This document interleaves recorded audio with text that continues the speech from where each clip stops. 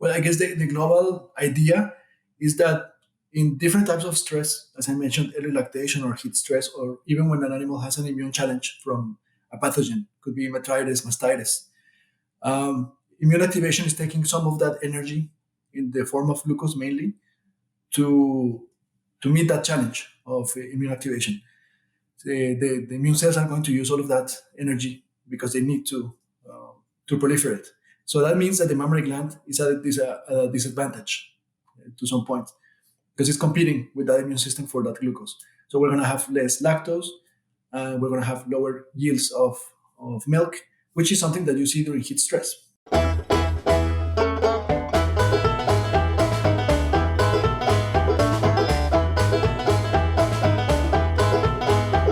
So hello everyone, my name is Luis Ferrero, one of the hosts of the Dairy Nutrition Blackbelt Podcast. And today we have the privilege of receiving Dr. Daniel Rico from the Deschambault Research Center. He's a research director and scientist, and we'll be discussing a little bit of his research with us. So first, thank you, Daniel, for joining us. We really appreciate that. So tell us a little bit more about yourself and how did you decide to pursue this line of research? Thank you for having me, Luis. Well, yes, I am originally from Colombia. I got interested in animal science in general, but at the end of my bachelor's, more in animal nutrition, I really found that like a really interesting topic to go into.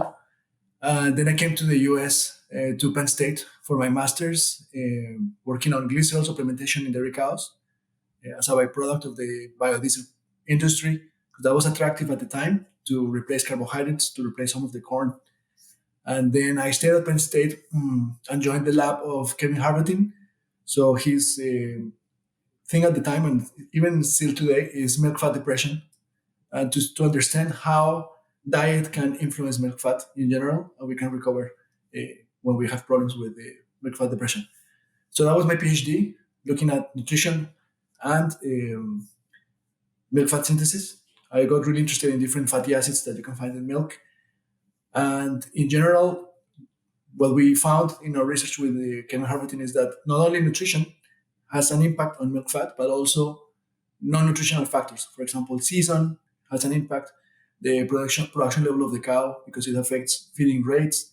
There are different aspects that all have to do with the synthesis of milk fat. So I continued working on milk fat synthesis and milk quality in general when I came to Canada for my postdoc. I came to Quebec City, and here there's a university called Laval University. I worked with Ivan Chouinard and Rachel Gervais, who are experts in milk fat also, and that was great. We did a lot of experiments on milk quality in general, specifically how lipid supplementation affects milk fat yield and composition. So that was kind of my thing for a while. And recently I got more interested in my own lab in working on how nutritional interventions can affect cow health. And in particular, I got interested in one topic that is heat stress. Even though we live in Canada and we're here in Canada, it can get very hot in the summer. I say that because people don't believe it. Like, why do you do heat stress research in Canada? But yes, it can get very hot in the summer. And facilities are not really optimized for that. So if there's something to do with facilities, we should do it. But if there's something to do with nutrition, we should try that too. So that was my interest, because every summer you see that milk fat drops, and like we want to understand why, what can we do? And I was interested in milk fat synthesis, as I said before. So that was my gateway into heat stress and cow health, looking at nutrition. So that's kind of how I got to this topic that we're going to discuss today, is how in different scenarios you could have increased requirements of some nutrients. For example, we tested vitamin D3, we tested omega-3 fatty acids, and we think those are probably requirements that are not very well known in every case, and particularly not very well known when the cow is in a period of stress. Could it be heat stress or anything else, like calving, post-calving, that period, early lactation. Those periods can be stressful for the cows, and maybe there's something to do with nutrition, and that's what I'm focusing on these days.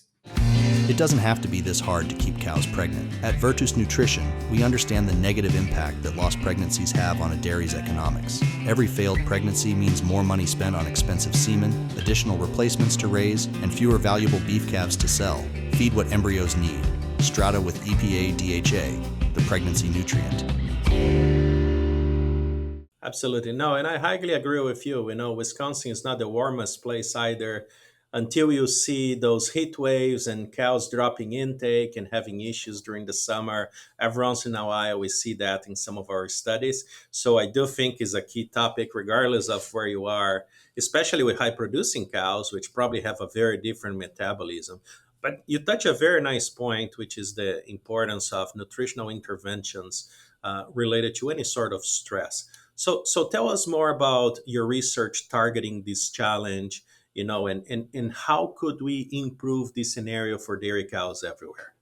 Well, I guess the global idea is that in different types of stress, as I mentioned, early lactation or heat stress, or even when an animal has an immune challenge from a pathogen, could be metritis, mastitis, immune activation is taking some of that energy in the form of glucose mainly to meet that challenge of immune activation. The immune cells are going to use all of that energy because they need to proliferate. So that means that the mammary gland is at a disadvantage to some point because it's competing with that immune system for that glucose. So we're going to have less lactose, and we're going to have lower yields of milk, which is something that you see during heat stress. But you can also see it when you do an immune challenge with artificially induced endotoxemia. So you get a molecule from bacterial origin into the plasma, into the blood of the cow, and you get a similar response to what you see with heat stress. So if we think then that inflammation is becoming an issue, not resolved inflammation, because inflammation in the short term is not to be good. It's necessary, of course, but in the long term, chronic inflammation is not so good. And we think that modulating that response, that immune response, can help the animal because for one, is going to divert energy back to the mammary gland where we need it. And secondly, is that the response that the cow is having to that immune challenge is going to be less extreme. So there's going to be less negative consequences for the animal experiencing that. So there's two main nutrients that we're thinking of today in the research that we do. So as I mentioned, vitamin D3, that is a molecule that has to do with bone mineralization, and it has different roles. But one that is very key to cows and their heat stress, for example, is the immune response modulation.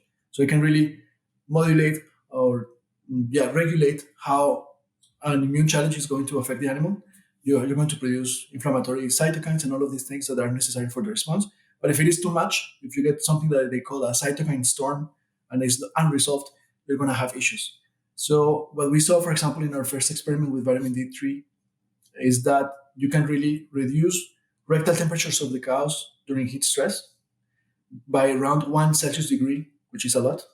Not really sure how much is in Fahrenheit, but it's a lot. And it's a very effective nutritional therapy. If we compare it to other things that have been done in the past by different groups, this one seems to have a big impact. We tested this in conditions of heat stress that are relatively strong. So, for example, at THI, the temperature humidity index going up all the way to 82, which is like a hot summer, maybe something more like Florida rather than Canada. But we wanted to test it in conditions that are really challenging. And in that scenario, we really see that inflammation markers go down just by supplementing above requirements compared to what the NRC tells us.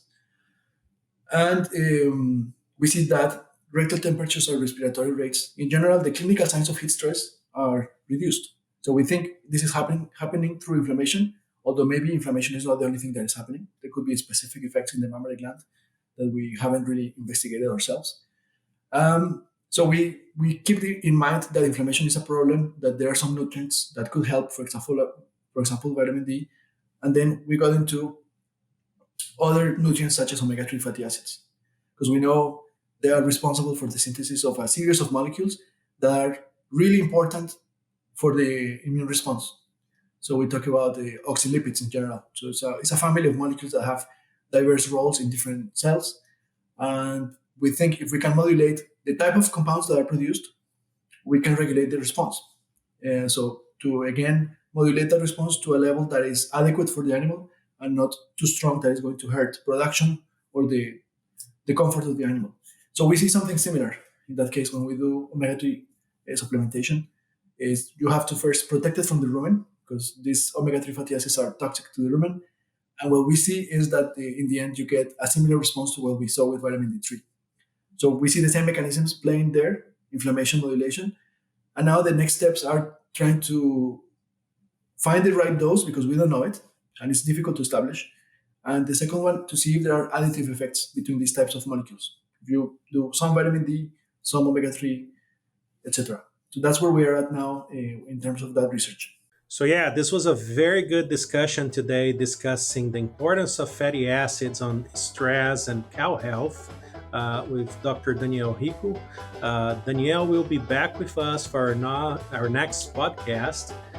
Continue to discuss the utilization of those fatty acids, and I hope to see you there. See you soon. Hey everyone, we are always searching for the latest and greatest research to share weekly. If you have a dairy nutrition related research trial and would like to come on the show and share it with us, feel free to email the details of your research to hello@wisenetics.com. Thank you and hope to see you soon.